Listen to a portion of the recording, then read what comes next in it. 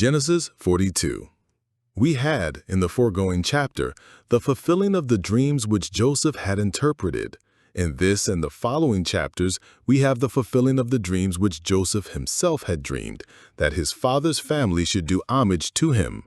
The story is very largely and particularly related of what passed between Joseph and his brethren, not only because it is an entertaining story and probably was much talked of, both among the Israelites and among the Egyptians, but because it is very instructive, and it gave occasion for the removal of Jacob's family into Egypt, on which so many great events afterwards depended. We have in this chapter 1. The humble application of Jacob's sons to Joseph to buy corn, verses 1 through 6. 2. The fright Joseph put them into for their trial, verses 7 through 20. 3. The conviction they were now under of their sin concerning Joseph long before, verses 21 through 24. 4. Their return to Canaan with corn and the great distress their good father was in upon hearing the account of their expedition, verse 25, etc. Jacob sends to Egypt to buy corn, 1706 BC. Now when Jacob saw that there was corn in Egypt, Jacob said unto his sons, Why do ye look one upon another? And he said, Behold, I have heard that there is corn in Egypt. Get you down thither and buy for us from thence, that we may live and not die. And Joseph's 10 brethren went down to buy corn in Egypt. But Benjamin, Joseph's brother, Jacob sent not with his brethren, for he said, Lest peradventure mischief befall him. And the sons of Israel came to buy corn among those that came, for the famine was in the land of Canaan.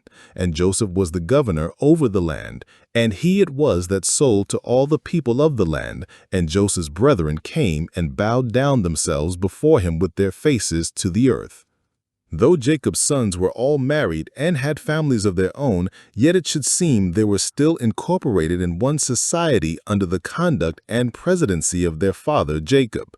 We have here 1. The orders he gave them to go and buy corn in Egypt, verse 1 through 2. Observe 1. The famine was grievous in the land of Canaan. It is observable that all the 3 patriarchs to whom Canaan was the land of promise met with famine in that land, which was not only to try their faith, whether they could trust God, though he should slay them, though he should starve them, but to teach them to seek the better country, that is, the heavenly. Hebrews 11, 14 through 16. We have need of something to wean us from this world and make us long for a better. 2. Still, when there was famine in Canaan, there was corn in Egypt. Thus providence orders it that one place should be a succor and supply to another, for we are all brethren. The Egyptians, the seed of accursed Ham, have plenty when God's blessed Israel want. Thus God, in dispensing common favors, often crosses hands. Yet observe, the plenty Egypt now had was owing, under God, to Joseph's prudence and care. If his brethren had not sold him into Egypt, but respected him according to his merits, who knows what he might have done the same thing for Jacob's family, which now he had done for Pharaoh and the Egyptians, and then the Egyptians might have come to them to buy corn. But those who drive away from among them wise and good men know not what they do. 3. Jacob saw that there was corn in Egypt. He saw the corn that his neighbors had bought there and brought home. It is a spur to exertion to see where supplies are to be had and to see others supplied. Shall others get food for their souls, and shall we starve while it is to be had? 4. He reproved his sons for delaying to provide corn for their families. Why do you look one upon another? Note, when we are in trouble and want, it is folly for us to stand looking upon one another, that is, to stand desponding and despairing as if there was no hope, no help, to stand disputing either which shall have the honor of going first or which shall have the safety of coming last, to stand deliberating and debating what we shall do and doing nothing, to stand dreaming under a spirit of slumber as if we had nothing to do, and to stand delaying as if we had time at command. Let it never be said we left that to be done tomorrow which we could as well have done today. 5. He quickened them to go to Egypt. Get you down thither. Masters of families must not only pray for daily bread for their families and food convenient, but must lay themselves out with care and industry to provide it. 2. Their obedience to these orders, verse 3. They went down to buy corn in Egypt. They did not send their servants, but very prudently went themselves to lay out their own money. Let none think themselves too great nor too good to take pains. Masters of families should see with their own eyes and take heed of leaving too much to servants. Only Benjamin went not with them, for he was his father's darling. To Egypt they came, among others, and having a considerable cargo of corn to buy, they were brought before Joseph himself, who probably expected they would come, and according to the laws of courtesy, they bowed down themselves before him. Verse 6. Now their empty sheaves did obeisance to his full one. Compare this with Isaiah 60:14 and Revelation 3:9. Joseph speaks roughly to his brethren. 1706 BC. And Joseph saw his brethren, and he knew them, but made himself strange unto them, and spake roughly unto them. And he said unto them, Whence come ye? And they said, From the land of Canaan, to buy food. And Joseph knew his brethren, but they knew not him. And Joseph remembered the dreams which he dreamed of them, and said unto them, Ye are spies. To see the nakedness of the land ye are come. And they said unto him, Nay, my lord, but to buy food are thy servants come. We are all one man's sons, we are true men, thy servants are no spies. And he said unto them, Nay, but to see the nakedness of the land ye are come. And they said, Thy servants are 12 brethren, the sons of one man in the land of Canaan.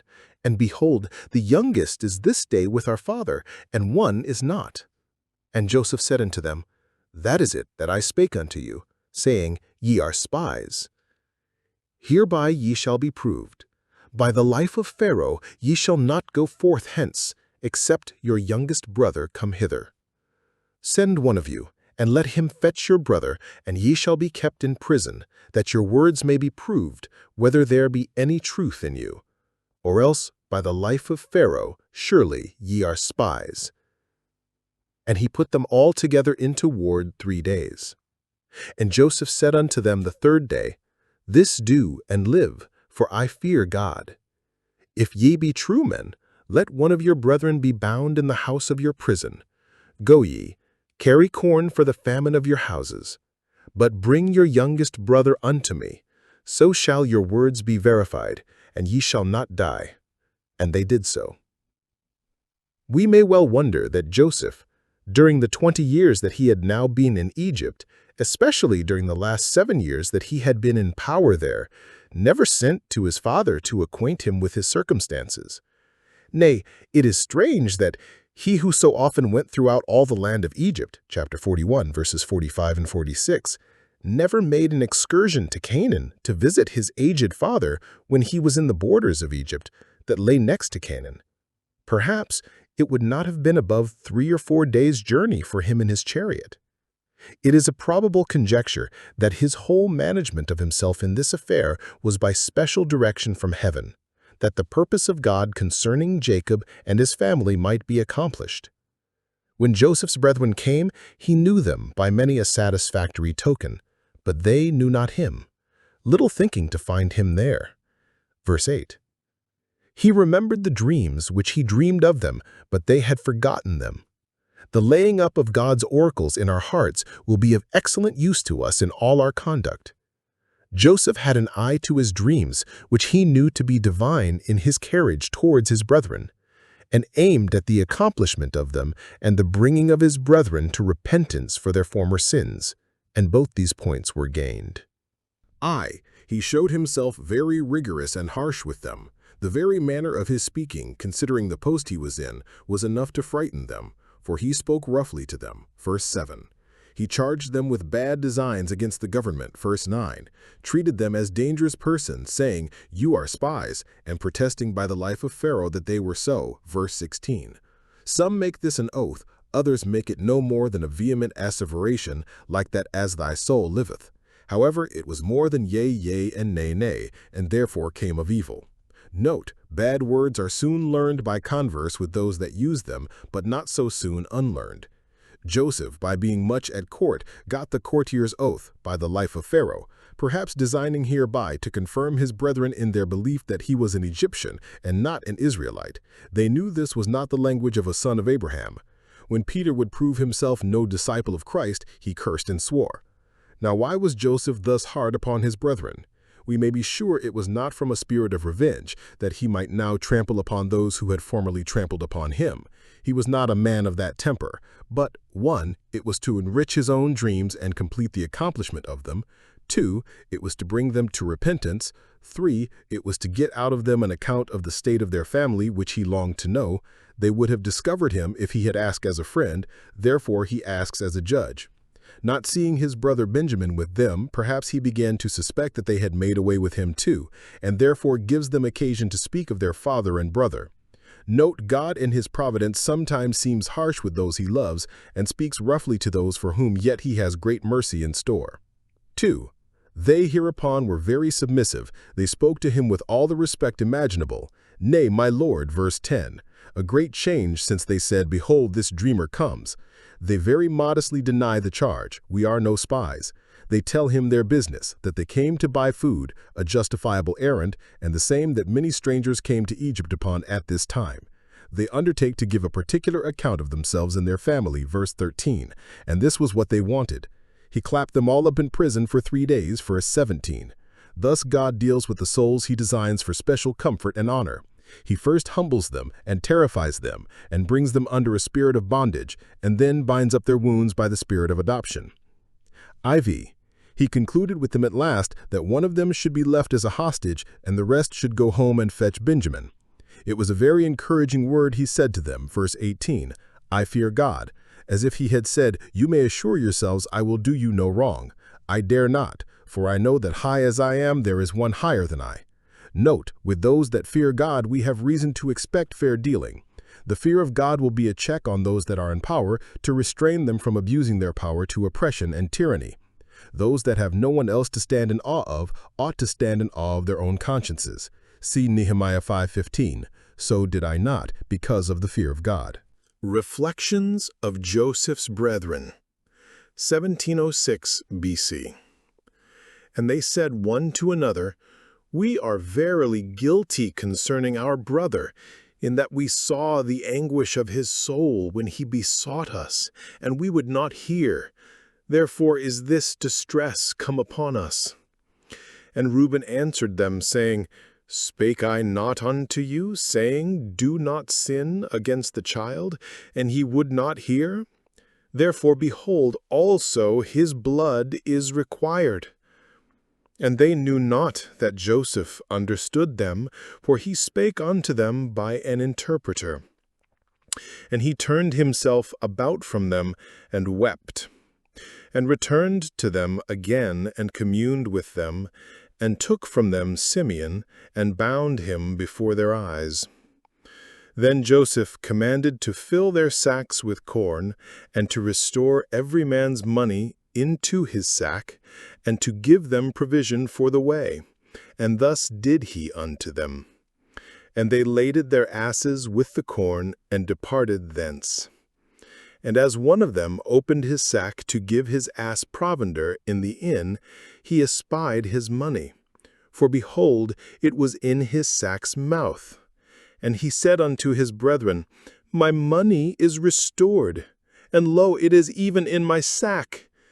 And their heart failed them, and they were afraid, saying one to another, What is this that God hath done to us? Here is I. The penitent reflection Joseph's brethren made upon the wrong they had formerly done to him. Verse 21.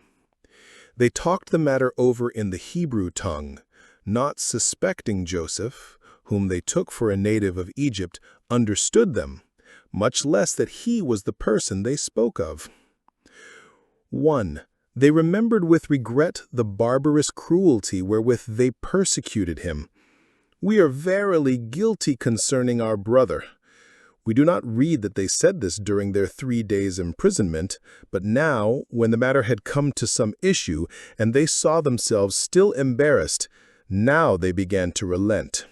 Perhaps Joseph's mention of the fear of God in verse 18 put them upon consideration and extorted this reflection. Now see here, 1, the office of conscience. It is a remembrancer, to bring to mind things long since said and done, to show us wherein we have erred, though it was long ago, as the reflection here mentioned was above 20 years after the sin was committed. As time will not wear out the guilt of sin, so it will not blot out the records of conscience. When the guilt of this sin of Joseph's brethren was fresh, they made light of it and sat down to eat bread. But now, long afterwards, their consciences reminded them of it. 2. The benefit of affliction. They often prove the happy and effectual means of awakening conscience and bringing sin to our remembrance. Job 13:26. 3. The evil of guilt concerning our brethren, of all their sins, it was this that conscience now reproached them for. Whenever we think we have wrong done us, we ought to remember the wrong we have done to others. Ecclesiastes 7:21-22. 2. Reuben alone remembered with comfort that he had been an advocate for his brother, and had done what he could to prevent the mischief they did him. Verse 22. Spake I not unto you, saying, Do not sin against the child, and ye would not hear. Note 1. It is an aggravation of any sin that it was committed against admonitions. 2.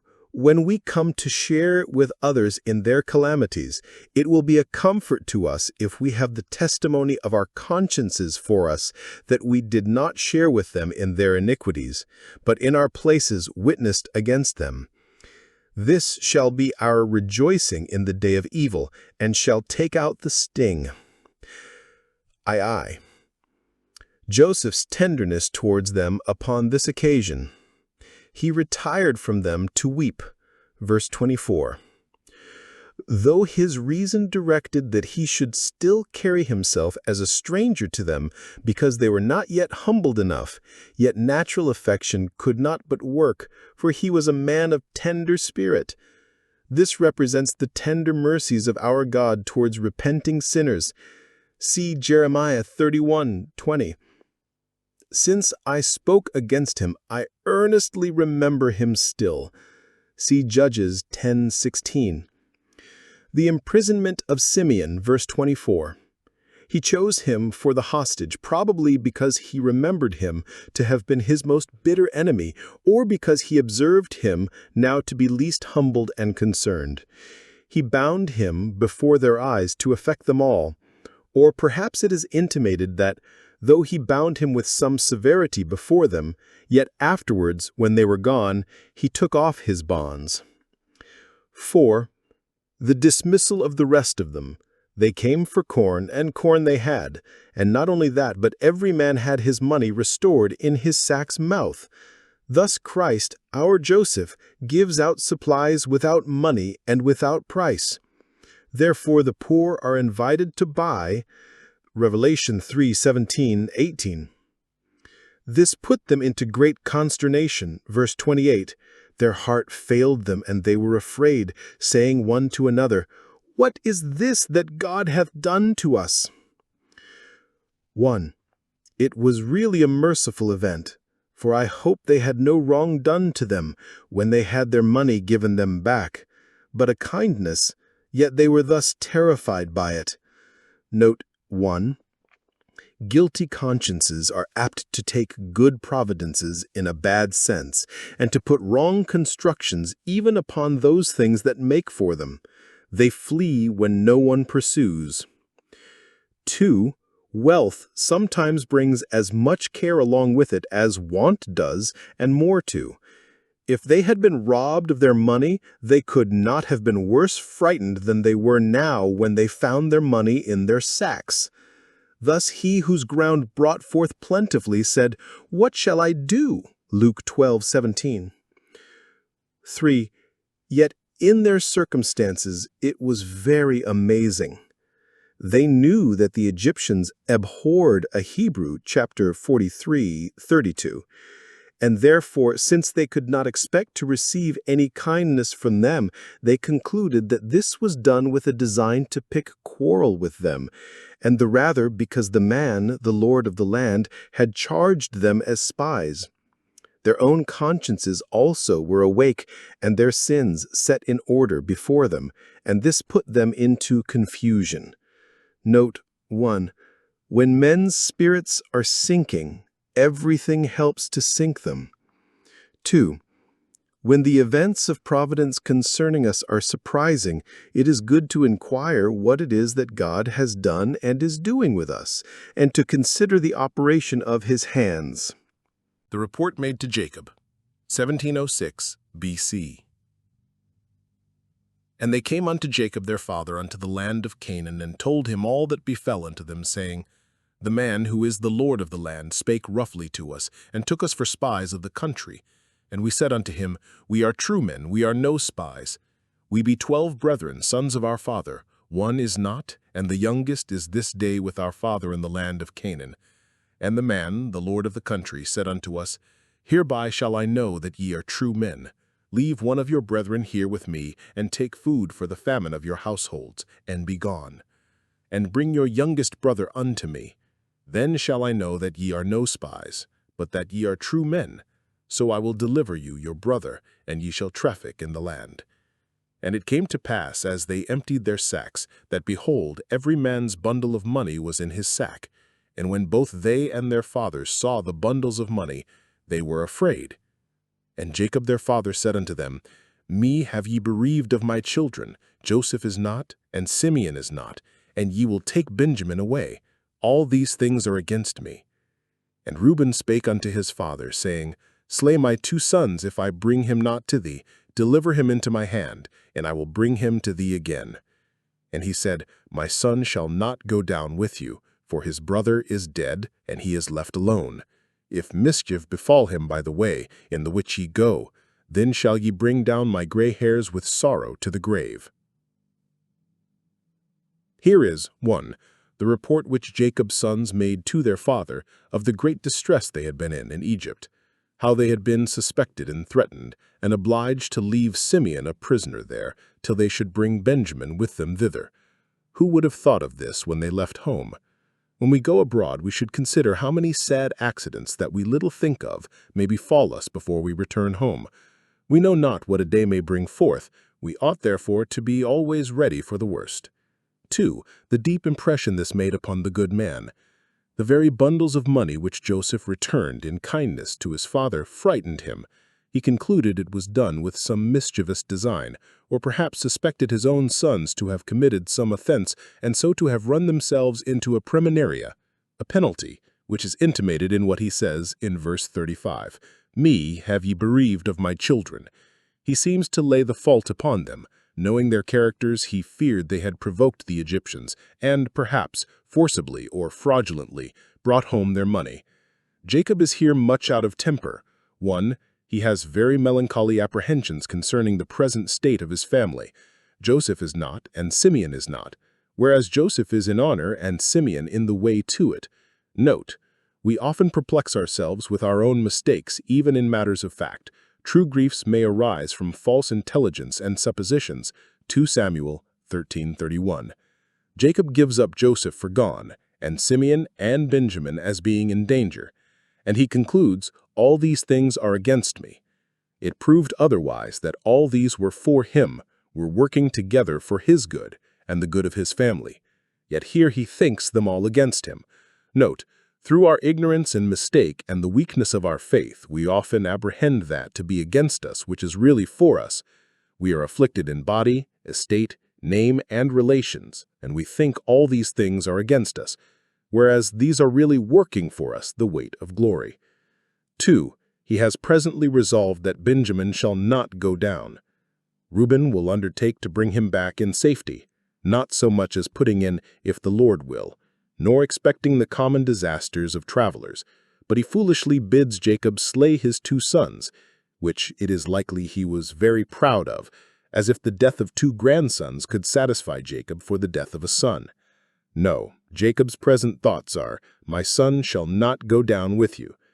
He plainly intimates a distrust of them, remembering that he never saw Joseph since he had been with them. "Therefore, Benjamin shall not go with you by the way in which ye go, for you will bring down my gray hairs with sorrow to the grave."